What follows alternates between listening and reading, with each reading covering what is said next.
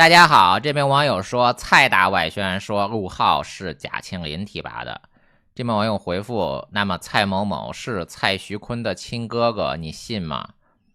这名网友回复：半信半疑。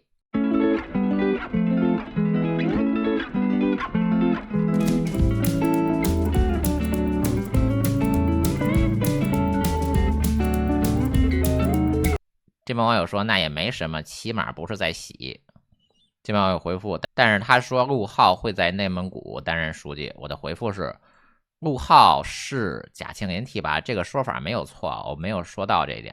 也就是说，提拔陆浩的人呢，除了这些人呢，还有一个贾庆林啊。我把贾庆林补充进来，陆浩的背景就更清晰了。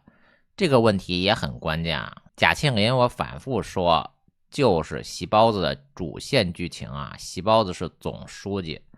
一个总书记的背景必须搞清楚。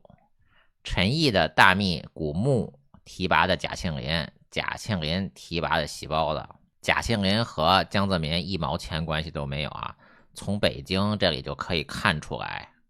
因为贾庆林和刘奇是前后的2任北京市委书记啊。贾庆林担任北京市委书记的时候，刘奇是北京市长。孙政才呢，后来又是刘奇的大秘。省委书记的大秘啊，并不是100%和省委书记是一个派系的，大家都是政治局常委任命的，搭班子而已呢。但是80%是一个派系的，这个要稍微的判断一下。孙政才这个大秘啊，他身份不一般。孙政才他是接班人，他是曾庆红家的亲戚。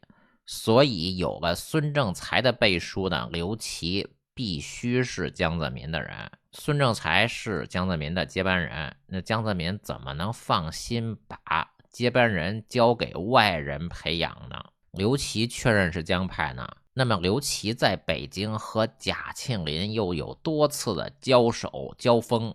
如果贾庆林和刘奇都是江派的，为什么要内斗呢？江泽民是镇不住这2个小马仔还是怎么着？所以贾庆林和刘奇肯定不是一个派系的。1998年12月，陆浩升任北京市纺织控股集团有限责任公司党委常委、董事、副总经理。当时的北京市委书记是贾庆林，当时的北京市长还是贾庆林。1999年8月，32岁的陆浩转任北京市中关村科技园管委会党组副书记、管委会副主任。1999年11月晋升为中关村科技园区管委会主任。当时的北京市委书记是贾庆林，北京市长是刘奇。这个纺织控股的副总可能就是副局级啊。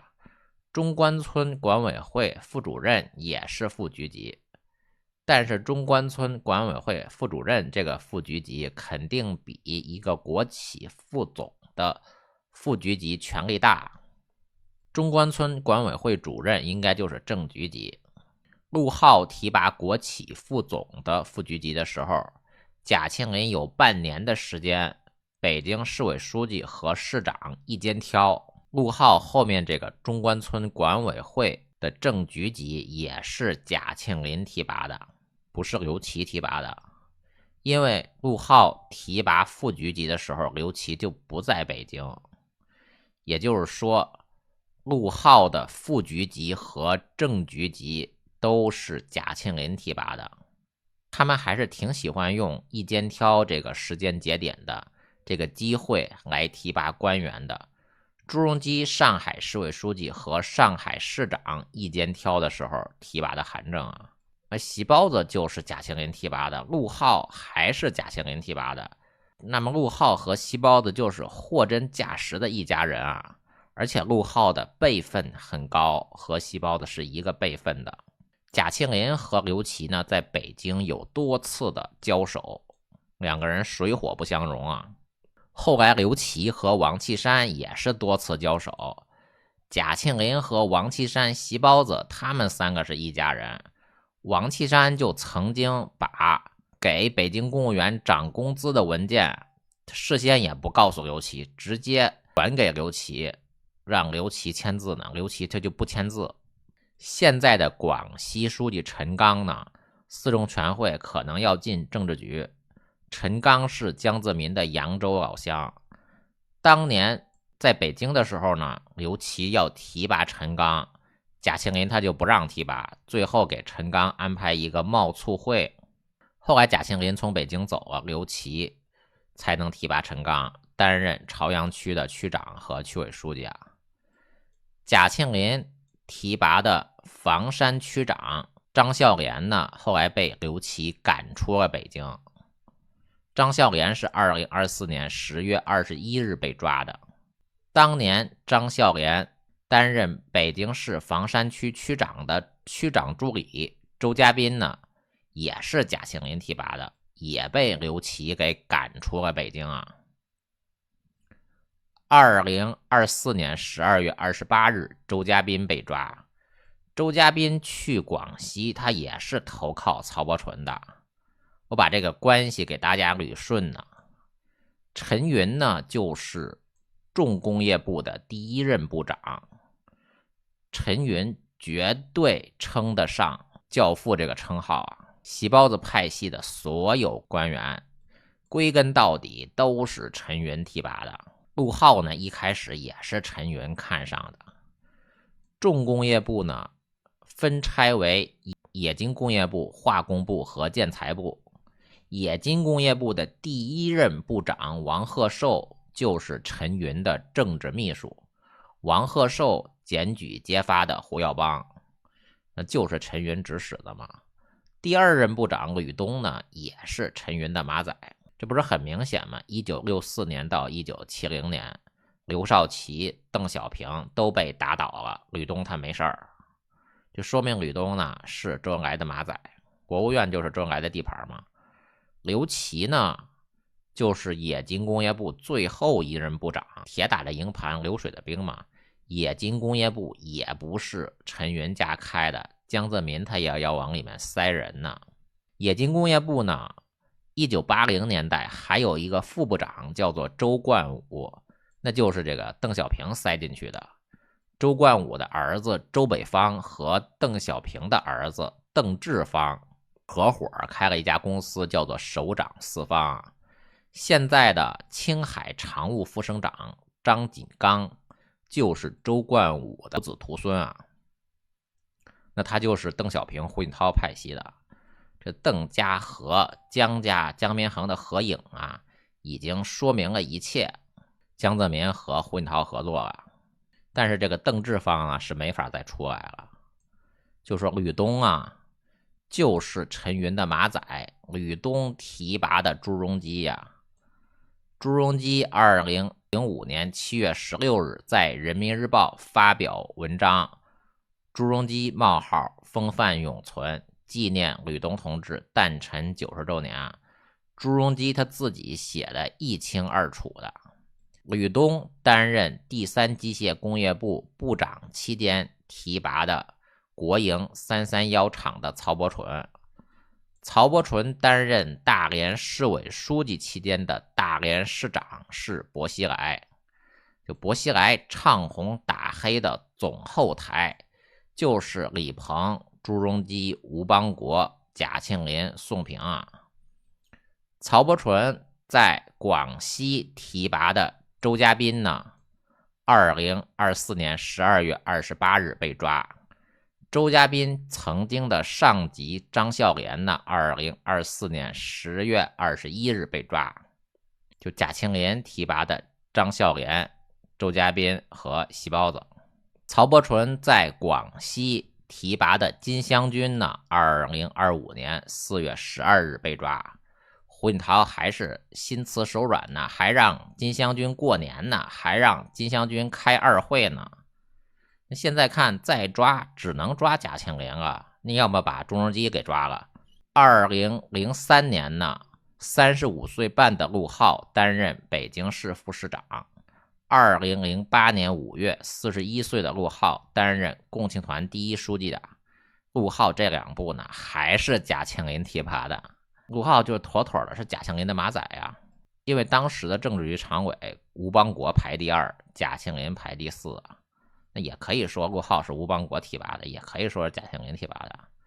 贾庆林呢，曾经多次参加工会、共青团、青联、妇联界委员联组讨论啊。贾庆林是政协席，分管统战群团组织啊。就彭丽媛那个青联副主席也是贾庆林提拔的，也就是说席包子和他老婆彭丽媛2个人都是贾庆林提拔的。当时胡锦涛他虽然是总书记，但是这总书记去抢一个共青团第1书记有意思吗？那抢广东省委书记和上海市委书记，这权力不是更大吗？这名网友说，陆浩既然是包子的人，为什么正部级这么多年不提副国级啊？这名网友回复，副国级总共那么几个人，不可能同一派系的都提副国级。虽然是同一派系的，也有亲疏远近，可能他和包子交集比较少，没有福建、浙江等地的那些人亲近啊。这名网友说，楼阳生和席包子关系那么近，不也没提副国级吗？我的回复是，就这名网友问的好啊，陆浩、楼阳生跟席包子的关系都不远，为啥这么多年还在正部级晃荡呢？没提副国级啊？楼上几位兄弟的分析有点道理啊，但是让我掰开了说的话，核心就是一句话，总书记的资源它也是有限的，副国级这块蛋糕啊，是僧多粥少，不是想给谁的就给谁的。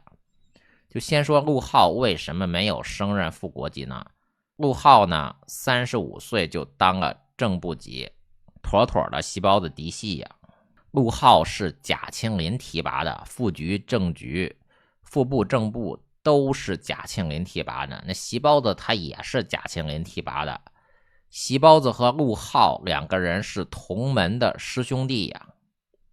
2002年6月，55岁的陆浩转任国务院发展研究中心党组书记，这就是20大之前江泽民、胡锦涛试图阻止席包子3连任啊，把陆浩给狙击下来了。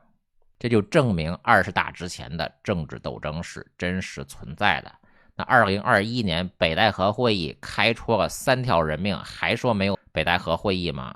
这只不过是20大胡锦涛失败了而已啊。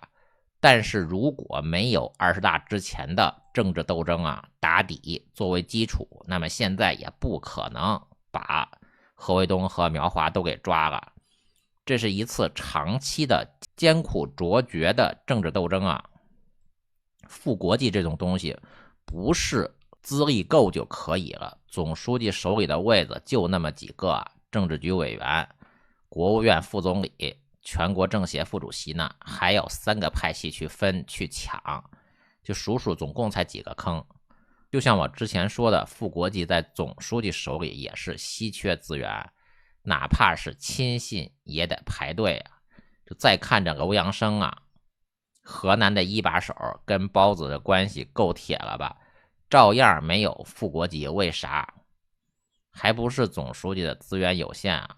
我们就别光盯着副国级，我们就说正局级想提拔副部级，也不是随便抓个人就能上的。大家可以翻翻全国所有的地级市的市委书记，那里面有几个人能熬到副部级啊？大部分都卡在了正局级退休呢。为什么呀？就是我说的这个35岁正部级定律是啥意思呀？就是总书记能够真正信任的人，放手使用的人，凤毛麟角啊。虽然有很多的正局级，一个官员他到了正局级可能都已经50岁了，因为这个正局级他35岁之前不认识总书记，总书记不信任他，不放心，所以不能提拔。再说个大白话，总书记权力再大，他能贪污1000亿、1万亿，但是他的资源也还是有限的。普通人他一辈子也挣不了这么多钱，可是总书记的对手他不是普通人，而是另外一个总书记这样的狠角色啊。就是华山论剑，孤独求败啊，李代桃僵啊。自从王岐山把中纪委武器化之后，作为政治斗争的工具呢，席包子和胡锦涛、江泽民的博弈它就变化了。大家都知道，明知道有的官员会被对方抓走啊，就不能让对方看穿自己的底牌。就薄瓜瓜他为什么说薄熙来慷慨激昂、忍辱负重呢？就是李鹏和朱镕基让薄熙来冲出去、顶出去、冲锋陷阵，吸引胡温和江泽民的火力，李代桃僵啊，来保证席包子上位。那席包子能用王岐山作为政治斗争的工具，江泽民他也能用赵乐际这个中纪委书记作为政治斗争的工具，胡锦涛也能用李希这个中纪委书记作为政治斗争的工具。大家都明知道你手中的卒子或者棋子会被对方抓走，但是抓人的能量呢也是有限的。中纪委一年能抓多少人？正部级、副部级一年能抓50、60个。抓了这个人，那就没有资源再抓另外一个官员，就不能让对手看穿你的底牌。楼阳生不就是席包子让他去冲锋，在郑州大水中吸引李克强的火力？那陆浩被胡锦涛赶下去了，就是在替席包子吸引胡锦涛的火力，掩护其他人上位。就是李代桃僵，就是薄熙来的忍辱负重，每个人扮演的角色不一样，那就是看席包子怎么出牌，胡锦涛怎么出牌。而且抓谁不抓谁，他对手决定的，那谁被干下去也由不得席包子说了算，那相反也由不得胡锦涛说了算，这就是一场博弈嘛。这边网友说，胡春华这几天在访问尼日利亚和科特迪瓦，中文没有任何的报道，推特上有非洲国家的报道，昨天的、今天的都有。中文媒体有胡春华2023年年底和2022年出访马达加斯加和中东的新闻。我的回复是，我也注意到了，而且有相关的影片啊。胡春华的确是在尼日利亚。好的，谢谢大家。